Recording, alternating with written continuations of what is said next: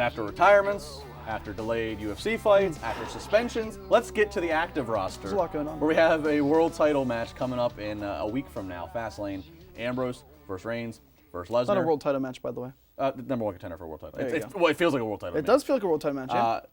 I'm digging. I was sour on this, as I explained a few weeks ago. I was sour on this at first, this whole concept of this match.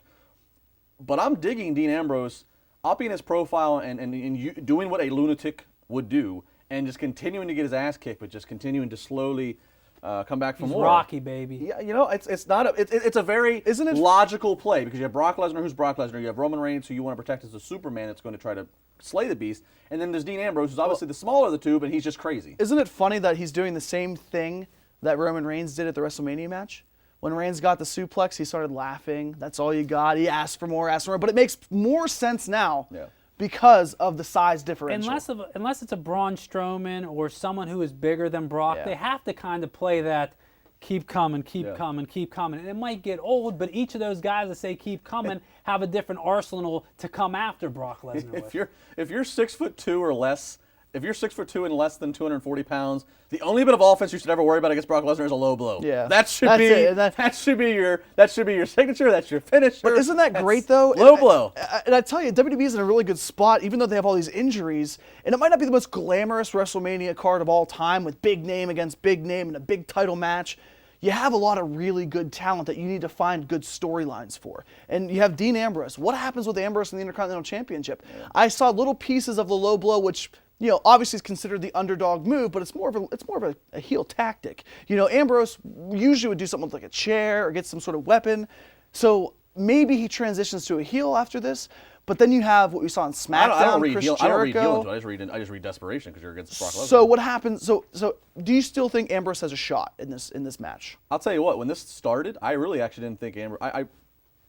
I thought when this match was announced, I thought Roman Reigns is the only option to win this. Me too. But the more this goes on, I say to myself, I don't know if Dean Ambrose is going to win, but I say to myself, I think he has more of a chance of being in the WrestleMania title match. But to your point, than he did to me a few weeks ago. To your point, now there's two ways you can look at it.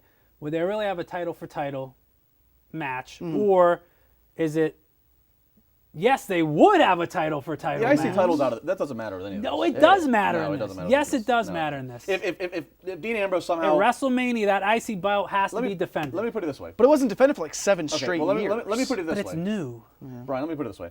If out of Fastlane or if out of shenanigans the next night after Fastlane on Raw, if Dean Ambrose ends up being put into the WrestleMania main event, he will defend that IC title on Raw or SmackDown somewhere leading up. Get screwed over, He should just throw it in a garbage can. And it'll be a little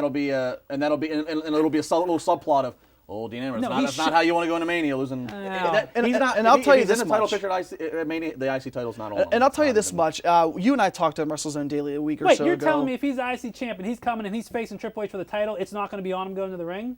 Yes, he's going to lose the IC title before he gets to Mania. Yeah, he will. That's terrible. Let's make your number one contender weak going into the match. No, what will happen is Ambrose will lose the IC title thanks to a Triple H distraction. A very simple way to book it. He doesn't look weak. This is where having no money in the bank option kills you.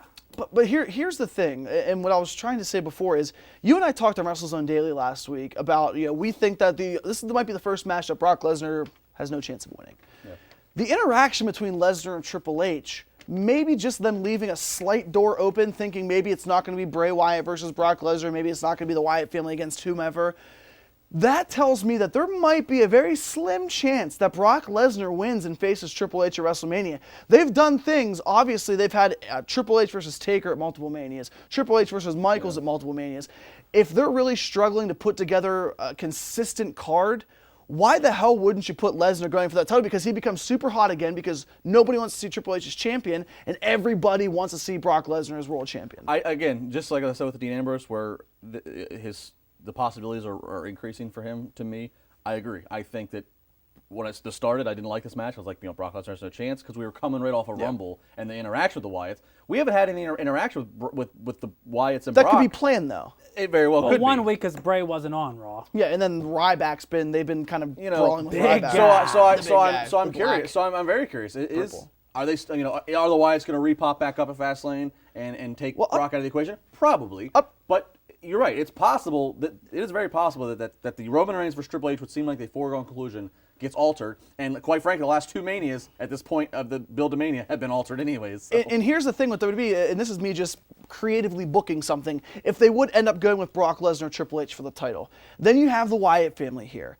Would that not be a pretty good opportunity for an AJ Styles to face Bray Wyatt? You know, because what you do there is you cater to the fans. The fans want to see Styles in a big match. They want to see Wyatt in a big match. So instead of Bray Wyatt going from Cena to Taker to Brock Lesnar, he goes from Cena to Taker to, even it's a step down, AJ Styles. Well, but it's not a step down in the fans' minds. I think you have the Wyatt family costing Brock this match, taking him out of this match. It comes down to Ambrose and Reigns, and the winner goes and takes on Triple H. But my question is, they didn't look at that contract before they signed it. What's in there?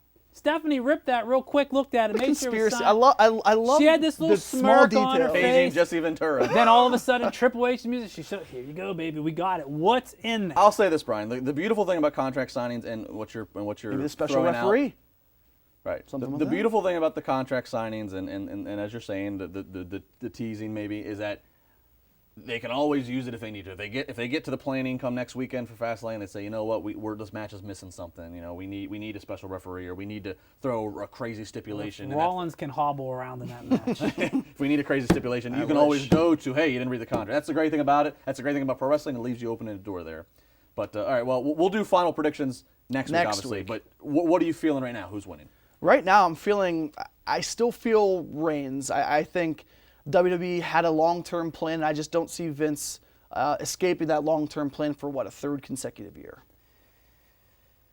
It's got to be Reigns. It's the same. It's a Daniel Bryan story. Overcome. Finally, get your moment. Win. I agree. I think it's still with Reigns. He had his best bit of momentum back in December and January. And you pair him up straight up against Triple H. Triple H is going to get booed. Get everything out of Reigns him. can get The cheered. Rock's going to be there. They're going to come down. Rikishi's going to be there. It's going to be a big Samoan celebration. It's going to be. That's what's going to. They're going to fill the ring, and that's going to close WrestleMania. You sexy it up and put Rock and Ronda in Reigns' corner, and you put Vince and Stephanie. Whose corner are you in? Wherever Rousey is, I'm going. Yeah, is that right? I'm going. Wherever Marion Fontaine's at, I'm going. What a name! What a name to pull out of it. I want the big guy in my corner. You see him? You see him? You see him?